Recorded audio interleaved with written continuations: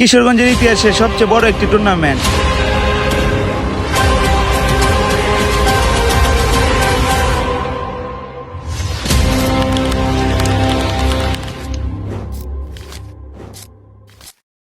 আমি এখন বর্তমানে আছি কিশোরগঞ্জের ইতিহাসের সবচেয়ে বড় একটি টুর্নামেন্টে, যে খেলা দেখার জন্য হাজারো মানুষ দূর দূরান্ত থেকে চলে আসছে খেলা দেখার জন্য। আর কিরকম উত্তেজনা ছিল ফাইনাল খেলাটি সম্পূর্ণ ভিডিও দেখতে পারলে বুঝতে পারবে। আসসালামু আলাইকুম গাইস, আশা করি সবাই ভালো আছেন। আলহামদুলিল্লাহ আমিও ভালো আছি। আজকে আমি আপনাদেরকে দেখানোর চেষ্টা করতেছি আমাদের কিশোরগঞ্জ জেলা করিমগঞ্জ থানা জয়কা মাঠে সেই ফাইনাল খেলাটি। এই খেলা দেখার জন্য কত সংগ্রাম পেরিয়ে যে খেলা দেখতে যেতেছে এটা তো আপনারা দেখতে আছে। খেলাকে ঘিরে রাস্তাঘাটে এত পরিমাণ জাম যা হাঁটায় যাইতেছে না। অনেক কষ্ট করে আমি মাঠের ভিতরে প্রবেশ করলাম। এত মানুষের ভিতরে যে আমি কিভাবে প্রবেশ করছি একমাত্র আমি জানি। আর অনেকে আছে মানুষের জন্য খেলা দেখতে পারে নাই। মাঠের মধ্যে খেলা অনুযায়ী মানুষ হয়ে গেছে বেশি, দর্শক যেহেতু বেশি হয়েছে একটু পর পর মারামারি তো আছে। আর এটা দেখতে কিন্তু আমাদের কাছে খুবই ভালো লাগছিল।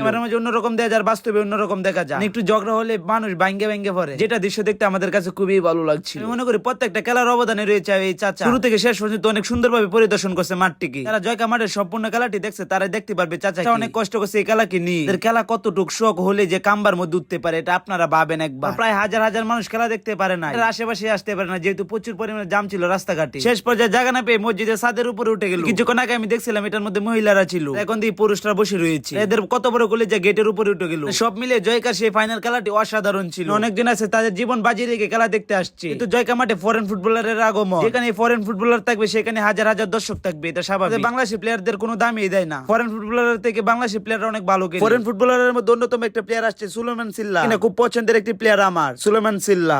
প্রায় সময় আমি টিকটকে ফেসবুকে দেখি, আর ডোনের চোখে ভিডিও গুলো দেখলে আমার কাছে খুবই ভালো লাগে। আর মাঠের মধ্যে ছিলাম কিন্তু আমি একজন দর্শক, আর আমি কিভাবে বসছি যা দেখতে আছেন, কোনোভাবে বসে বসে খেলা দেখতেছি। বসার জন্য তেমন কোনো ভালো জায়গা পাইলাম না। এই সেই মোটরসাইকেল, যে মোটরসাইকেলকে ঘিরে এত বড় একটি ফাইনাল টুর্নামেন্ট। মনে হয় মোটরসাইকেলের দাম হবে 1,50,000, তাও বেশি বলে ফেললাম। 1,50,000 পুরস্কার নেওয়ার জন্য লাখ লাখ টাকা খরচ করে এত বড় টুর্নামেন্টে রাখা কি প্রয়োজন ছিল?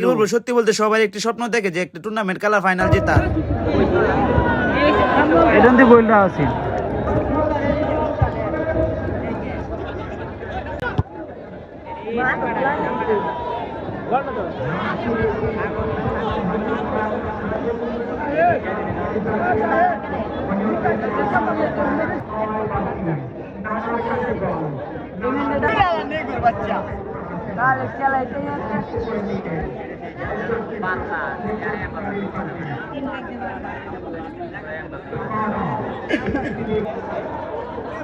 আরে আপনারা উদার রূপ দেখা যাবে।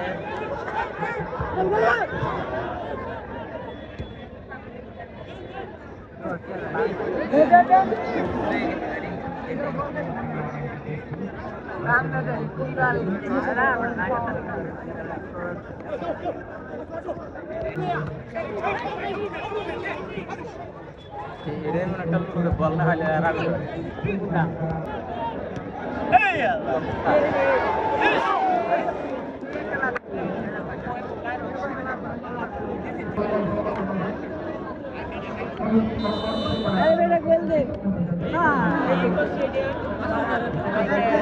मारता है